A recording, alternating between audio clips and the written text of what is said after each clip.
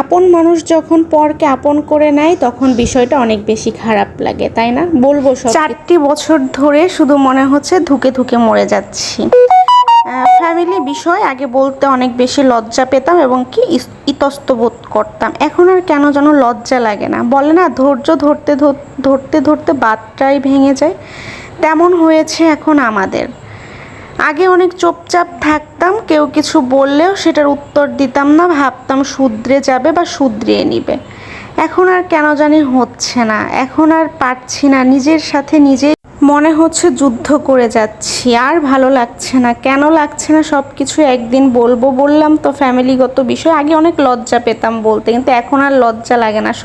এই তো এখানে হচ্ছে ফ্রোজেন লতি বের করে নিয়েছি, এইখানে কচু শাক বের করে নিয়েছি, এগুলো ফ্রোজেনই ছিল। কারণ যেহেতু আমার হেল্পিং হ্যান্ড ছোটা কাজ করে, যেদিন কাজ কম থাকে ওই দিনই ওকে দিয়ে এগুলো সব কিছু করিয়ে রাখে।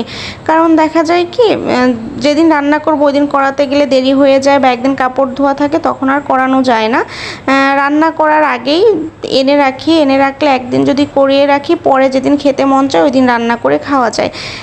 এইভাবে কেটে রাখলে 15-20 দিন ভালো থাকে। আমি তো রান্না বান্না করি এইভাবেই, ভালোই লাগে, খারাপ লাগে না। এই তো এখানে হচ্ছে ছোট মাছটা বসিয়ে দিয়েছিলাম, প্রথমে মাখিয়ে বসাতে চেয়েছিলাম, তারপর মনে হচ্ছিল যে একটু ভেজে বসাই। মাছটা ভেজে ওই এর মধ্যে মশলা টশলা সব কিছু দিয়ে দিয়েছি, কাঁচামরিচের পরিমাণটা বেশি দিয়েছি, কারণ ছোট মাছ এবং পানি জাতীয় সবজিগুলো কিন্তু কাঁচামরিচের ঝাল দিয়ে রান্না করলেই ভালো লাগে। এই পানিটা একদমই থাকবে না, একদম ভাজা ভাজা করে নেব।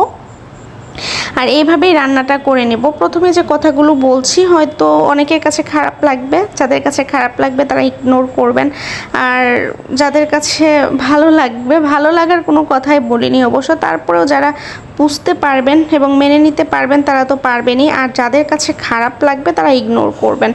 এটা আসলে একদমই আমার ব্যক্তিগত ব্যাপার, এবং যে কাজগুলো শেয়ার করি এটা আমার ব্যক্তিগত অপিনিয়ন। আমি যখন এখানে কাজ করতে এসেছি তখন অনেকেই দেখা যায় অনেকভাবে অনেকের কাছে চলে যায়, তাই না?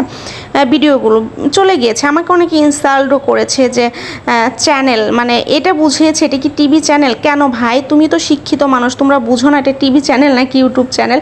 মানে এই জিনিসগুলো ইনসাল্ট করার জন্য আসলে অনেক মানুষ আছে দুনিয়াতে, আমি দেখেছি বা দেখছি এখন পর্যন্ত ইনসাল্ট করার জন্য বসে থাকে। ভাই, আল্লাহ তোমার সময় দিয়েছে, আমার সময় দিবে না? আমার সময়ও দিবে, দিলেও আমি যেন ওই সময়টা তোমাকে ইনসাল্ট না করি, আমি যেন সুন্দর মতো তোমাকে আমার সাথে মিলিয়ে নিতে পারি বা সুন্দর মতো তোমাকে আপ্যায়ন করতে পারি, এবং কি তুমি যে কাজটা করছো বা যেটা হচ্ছে তুমি আমার সাথে করেছো সেই কাজগুলো যেন আমি তোমার সাথে না করি।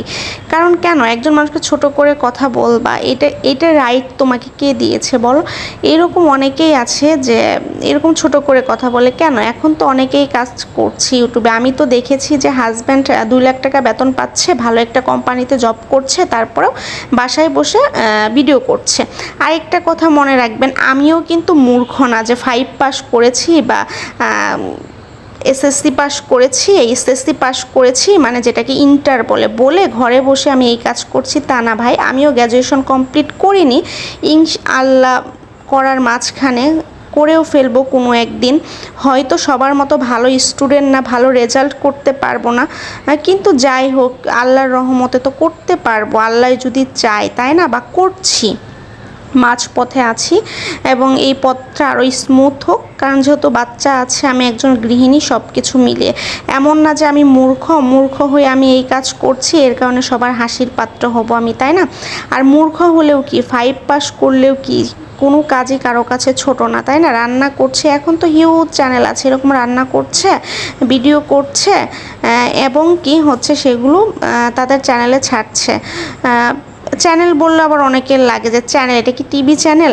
অনেক বলে, আমি প্রথমে বলতাম যে welcome back to my channel, সেটা নিয়েও আমাকে অনেকে ইনসাল্ট করেছে। ভাই, আমার চ্যানেলটা একটু সাবস্ক্রাইব করেন এবং শেয়ার করেন। যারা ইনসাল্ট করেছে তাদের মুখের উপরে দুটো কথা বলতে না পারি, বাট নিজে থেকেই যেন বুঝে যে ঘরে বসেও কিছু করা যায়। একটা গৃহিণী বা একটা মা, একটা স্ত্রী ঘরে বসেও কিছু না কিছু করতে পারে, সেটা যেন বোঝে।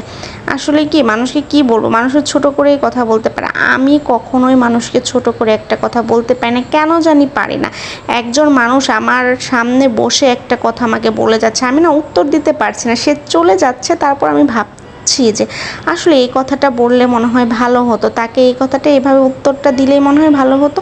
তা আমার একটা অভ্যাস আছে যে আমাকে কেউ একটা কথা বললো সেটার মানে যেটাকে বাংলা ভাষায় বা গ্রাম্য ভাষায় বলে যে কথার জবাব দেওয়া, যেটা সত্যি সেইটা আমি দিতে পছন্দ করি। তারপর এখন না কেন যেন আর ভালো লাগে না পারিপার্শ্বিক কারণে।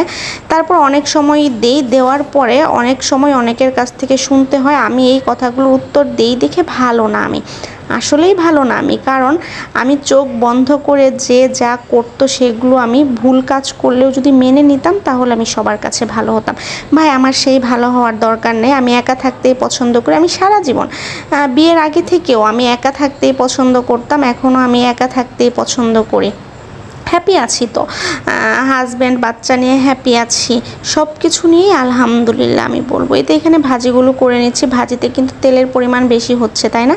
আমি আসলে লতি ভাজি, কচু শাক ভাজি এগুলোর মধ্যে যে কোনো ভাজি বলেন তেলের পরিমাণটা একটু বেশি করেই দেই, তাহলে খেতে ভালো লাগে আমার কাছে একান্তইভাবে। কিন্তু যাদের সমস্যা আছে, ডায়াবেটিক্স আছে বা বিভিন্ন রোগে আক্রান্ত, তারা অবশ্যই ডক্টরের পরামর্শ অনুযায়ী তো রান্নাবান্না করে থাকেন তাই না।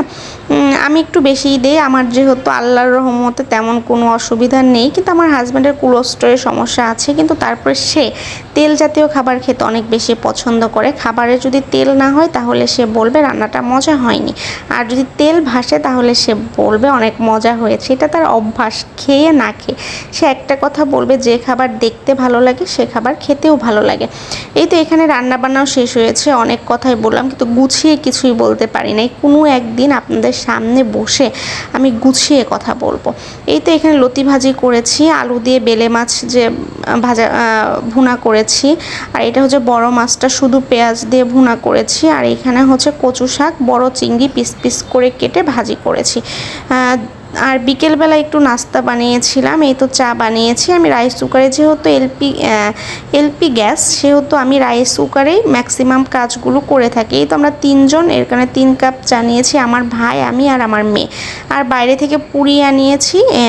চা দিয়ে পুরি বা পরোটা খেতে আমি অনেক বেশি ভালোবাসি, আমার কাছে ভালো লাগে একান্তভাবে। এখানে অনেকের সমস্যা হবে চা দিয়ে আবার পুরি দিয়ে খায়।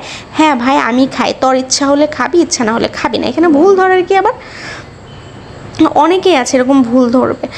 যাই হোক, সমস্যা নেই।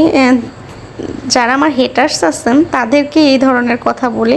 আর এটা হচ্ছে রাতের বেলা একটু বাজার করে এনেছে ওর বাবা, টুকটাক বাজার থাকে না এগুলো। আর এটা হচ্ছে একটা মুরব্বা ব্রেড, এটা টেস্টিটিতে নাকি নতুন এসেছে, এর কারণে এটা টেস্ট করার জন্য এনেছে। ভালো থাকবেন, আল্লাহ হাফেজ।